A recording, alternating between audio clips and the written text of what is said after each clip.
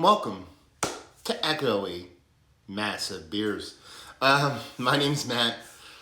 We do beer stuff. And today I'm going to review a beer.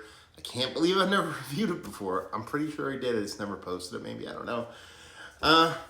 Pilsner Urquell. Yeah, I have drank many of these in my life. Like I said, I'm pretty sure I reviewed it. I don't know why it's not in my channel. But the fine folks at Pilsner Urquell not only sent me beer, proper glassware. Look at that.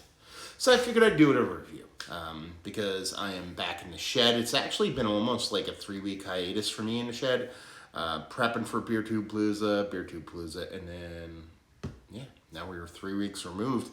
Still have a little bit of spackling to go. It's the worst part. It's taken me forever. But we're about to get to it today, so I figured I'd pop off for a review real quick.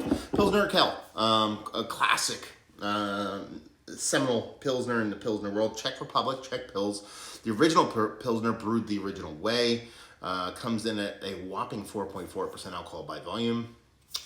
I don't know if there's anything else on here. Yeah. Always dug the can design on this. And I always like getting the, what are they, 550 mil? I guess those European folks would say. As far as, 500 mil. 16.9 cans says 16 ounces. I kind of dig that. So, yeah, watching some football. About to hopefully put a large dent in what is left of the spackling. I pour beers the bestest of the bestest. Yeah, that's the can was a little shooken up. Let's put it that way. So I'll blame it on the can, not me. So there's not much of a head here, obviously. 4 fingers, exact opposite. So we'll let it sit and kind of talk about this. It's been a while since I've had a Pilsner Urquell, probably 6 months or so. I do grab them, not all the time. They're not my go-to. They're not like a high life for me. But when I'm in the mood, I definitely grab some. But the biggest kind of, I guess it's the issue I've had with Pilsner Urquell over the years is consistency. And I really do think that as a bottle thing, people actually commented on the unboxing when I unboxed the package I got from Pilsner Urquell, that now that they've switched to cans, the beer tends to be quite a bit more consistent because that green bottle is just not getting light struck as much. And I could definitely see that being the case because, I would grab a 6-pack and I'd be like, hell yeah, this is hitting the spot. Exactly what I want from a Czech Pilsner. And other times it'd be a little buttery. Be a little bit, skunky, maybe a little light struck in a negative way. So with them kind of going to these cans, I could see it being something a little bit more betterer, for the lack of a better term. And I actually forgot my microphone. Actually, I didn't forget my microphone. It's right there. I just don't have the cable for it. So you get to hear me in all the awesome echoiness. Now, this has settled down a bit, but as you can see, crisp, clear, a little bit darker than what I'd typically expect from a Czech Pilsner. Again, the seminal Czech Pilsner, so this is probably what it's supposed to look like. Just comes off a little bit scooch darker than I'd expect. Right now we're looking at 2 fingers, infinitely creamy, fluffy head. Looks the part, let's put it that way. See if we can get a little nose on this sucker.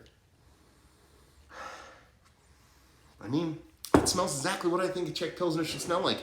You get this nice bittering pop to it, nothing hyper aggressive, nothing over the top.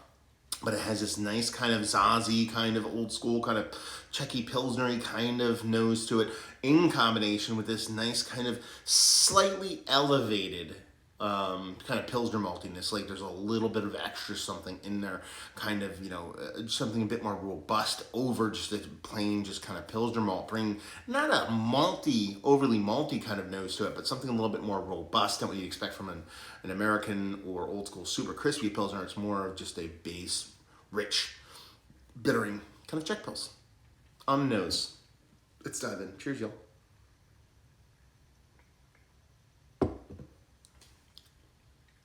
Yeah, I mean, it is like to a T what you'd expect from a Czech Pilsner. That bitterness is taut, tight, and purposeful. Not overpowering, though. That maltiness is a bit elevated. There is a kind of, it doesn't get the caramel level, but there is this rich kind of maltiness that airs towards that as opposed to just a super clean, snappy, crisp kind of, super kind of blonde kind of Pilsner. There is something a bit more richer here. There's something a bit more of depth.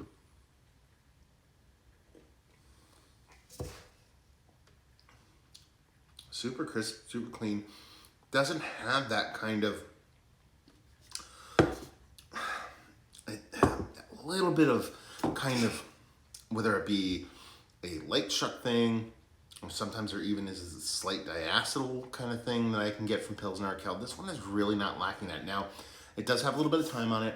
The case, the 4-pack, I should say, that they sent had a drink by date of March 2023. We are in October 2022.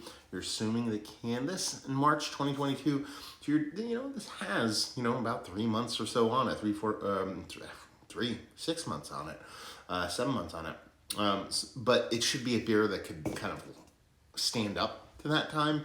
But it really does, well, I say, in personal kind of viewpoint, that this is a bit darker than what I expect from a classic Czech Pilsner, which is the dumbest thing in the world to say, because this is actually the Czech Pilsner.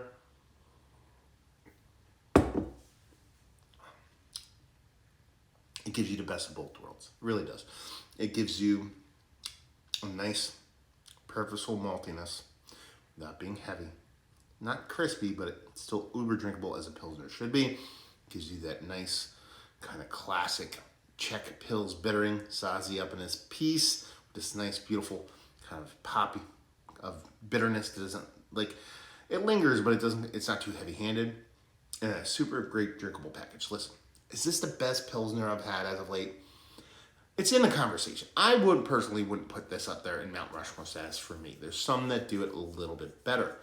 But that's not like a knock against this beer. It's just that, we're coming off summer. This is really one of the first fall days we've had here. You can hear there's no fans going. I'm sitting here, I'm not sweating. So it's actually a nice, cool kind of day. And this is definitely footing the bill. But I'm also at the tail end of just Pilsner lager summer crushing season, to where, while this is in the conversation, might not be Mount Rushmore size, but still, honestly, something that you can pretty much pick up anywhere at a relatively decent price point. I've always had a soft spot in my heart for this beer. Some people kind of poop on it. Some people call it big beer. Some people just can be like, whatever, blah, blah, blah. Listen, you give me a reasonably priced, well-done Pilsner, I'm going to be a fan, and I'm a fan. Just put it away. So, yeah. Anyway. Thank you very much for sending this off, guys. Guys, gals, and everybody in between. Thank you very much for sending it off. Very appreciative. And honestly, I'm not going to lie to you. This and the coasters. Glassware and coasters. I'm kind of digging on that. So there you go. A little Pilsner Urquell in the books. Hopefully you guys enjoyed our review. Let's talk about it. What's your thoughts on Pilsner Urquell? What's your thoughts on the Pilsner Urquell now, as opposed to back in the day? Cans, yay or nay? Have you been to the brewery? Have you drank it overseas? Has it had it here? What are your thoughts? Has it been a beer that you've been a fan of your whole life? Are you just getting into them? Have you just returned to them? And have you sworn off them? Maybe there was something like, I'm just not a Pilsner Urquell guy. I don't know. That's the conversations you want to have. So let's do it down there. Let's talk about it. Hopefully you guys enjoyed this review. Hopefully you're crushing a little bit of Pilsner right now. Or Urquell otherwise. We'll see you next time. Cheers, y'all.